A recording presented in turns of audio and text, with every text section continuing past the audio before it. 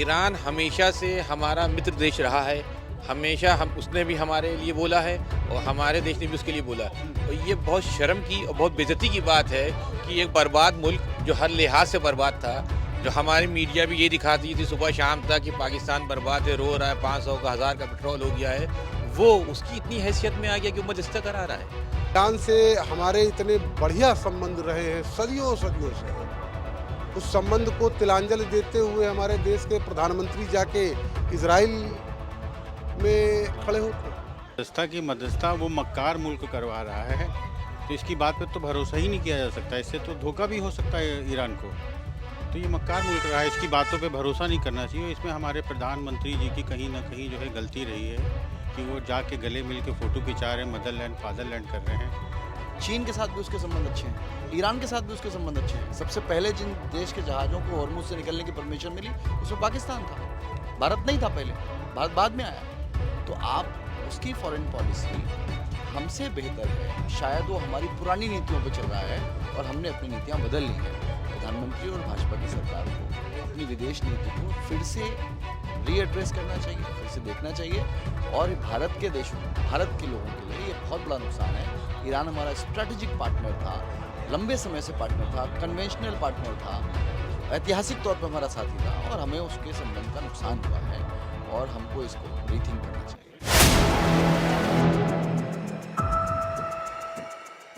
4 PM news network में आप सभी का स्वागत है। मैं हूं क्षितिज कांत।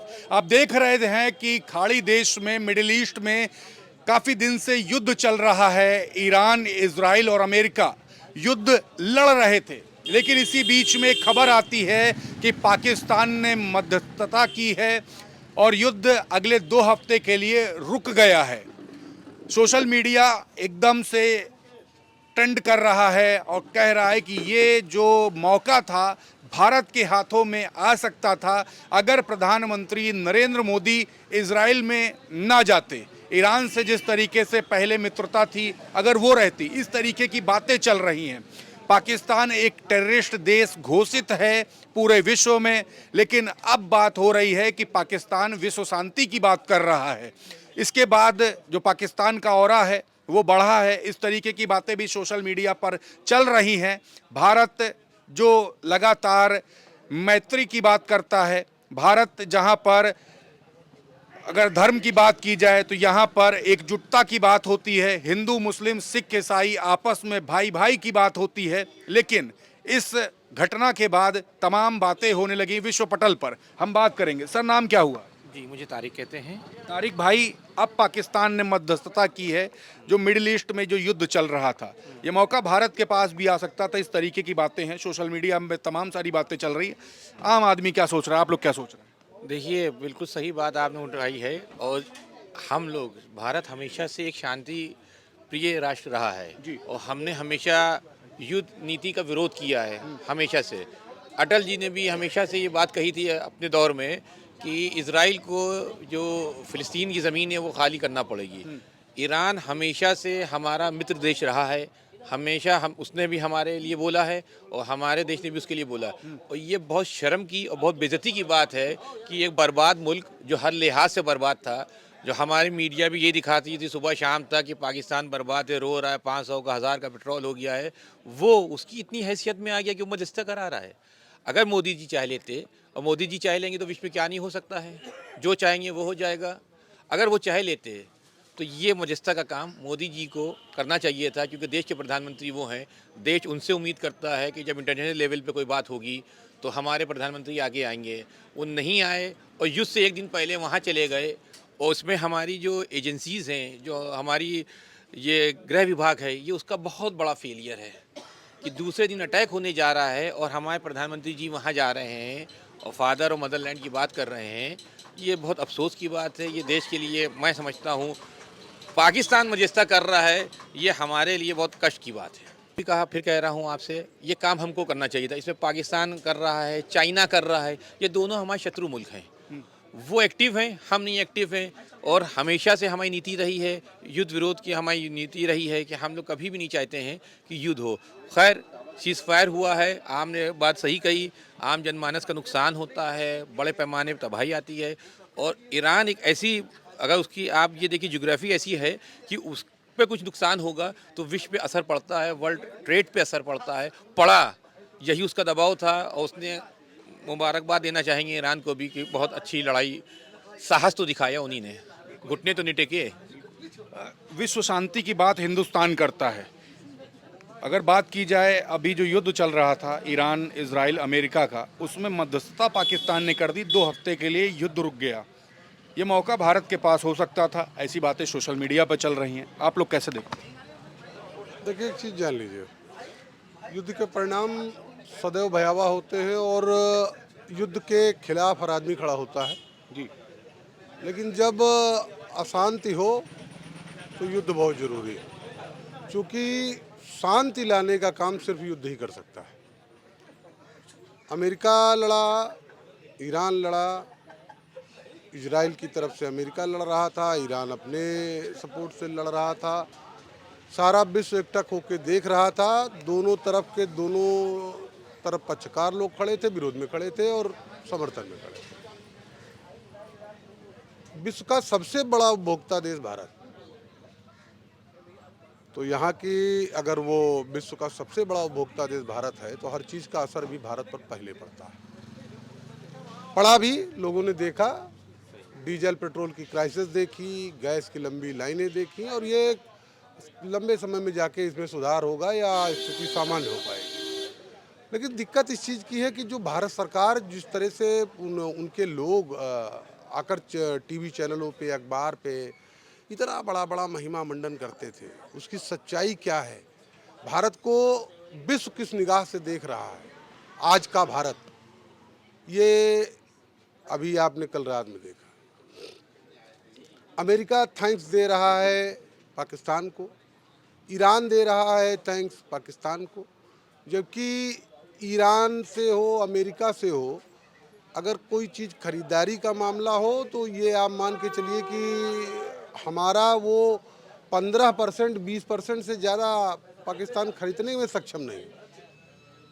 आज उसके बाद अब विश्व स्तर पर पाकिस्तान को लोग देखना शुरू कर देंगे, जिसको सारा विश्व मिलके आतंकवादी घोषित किया, टेररिस्ट नेशन कहा गया। फिर आज उनकी चीज़ों को बढ़ाई जा रही। हमारे देश का प्रधानमंत्री जो मुखर होकर किसी चीज़ को बोलता था, विश्व में एक आधार स्तंभ होता था शांति के लिए, अमन के लिए, चैन के लिए, तो सरकार को ना पूछना कहीं ना कहीं टीस हम भारतीयों के अंदर है कि हम क्या हैं। अमेरिका हमारे यहाँ का युद्ध रुकवा देता है, हम साइलेंट खड़े हो जाते हैं लड़ने पे। ईरान से हमारे इतने बढ़िया संबंध रहे हैं सदियों सदियों से, उस संबंध को तिलांजलि देते हुए हमारे देश के प्रधानमंत्री जाके इजराइल में खड़े होते। फिर आप नौबत देखिए कि उनका हवाई जहाज अगर इजराइल की धरती छोड़ता है, वहाँ बम्बार्डिंग शुरू हो जाती, कोई हादसा हो जाता, जिम्मेदार कौन था? क्या देश का खुफिया तंत्र, देश की सरकार इतनी असफल खड़ी हुई है और उस असफल सरकार के पीछे हम लोग प्राउड करते घूमे? तो ये मेरी समझ के बाहर की बात है। देखिए, आपके साथी काफ़ी नाराज़गी है, साथी को आपके लगातार बात हो रही है मध्यस्थता की। पाकिस्तान ने मध्यस्थता की, जो कि आतंकवादी देश घोषित है। अब विश्व शांति की बात कर रहा पाकिस्तान। लोग सोशल मीडिया पर कह रहे हैं कि ये मौका भारत के पास था, भारत के पास आना चाहिए था, भारत को मध्यस्थता करनी चाहिए थी। आप कैसे देख रहे हैं? देखिए, हमारे साथी ने जो भी बात कही मैं उससे सहमत हूँ। और रही बात मध्यस्थता की, मध्यस्थता वो मक्कार मुल्क करवा रहा है, तो इसकी बात पे तो भरोसा ही नहीं किया जा सकता। इससे तो धोखा भी हो सकता है ईरान को। तो ये मक्कार मुल्क रहा है, इसकी बातों पे भरोसा नहीं करना चाहिए। इसमें हमारे प्रधानमंत्री जी की कहीं ना कहीं जो है गलती रही है कि वो जाके गले मिल के फ़ोटो खिंचा रहे हैं, मदरलैंड फादरलैंड कर रहे हैं, और उसके बाद उनके आने के बाद ही ये मामला शुरू हो जाता है।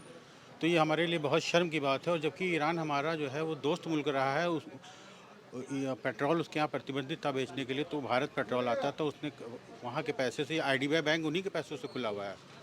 उन्होंने कई हज़ार करोड़ रुपए कहा भारत में हम रख देते हैं और उससे जो भी सौदा होगा वो हम खरीद के आप बेचते रहिएगा, आप ये पैसा भारत में अपने काम में लीजिए। तो इस तरह से ईरान हमारा जो है वो मित्र है और भारत के प्रधानमंत्री जी ने उसकी धज्जियां उड़ा दी अपनी दोस्ती की, बहुत शर्म की बात है।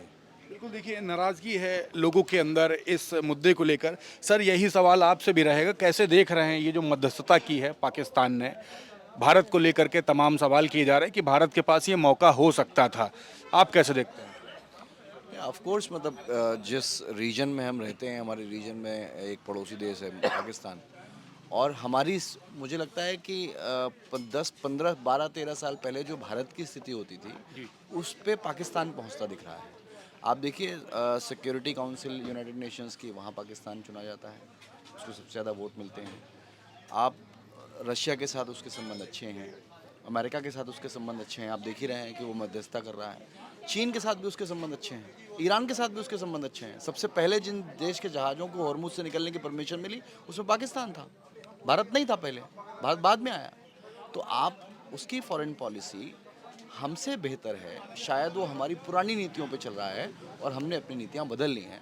प्रधानमंत्री और भाजपा की सरकार को अपनी विदेश नीति को फिर से रीएड्रेस करना चाहिए, फिर से देखना चाहिए। और भारत के लोगों के लिए ये बहुत बड़ा नुकसान है।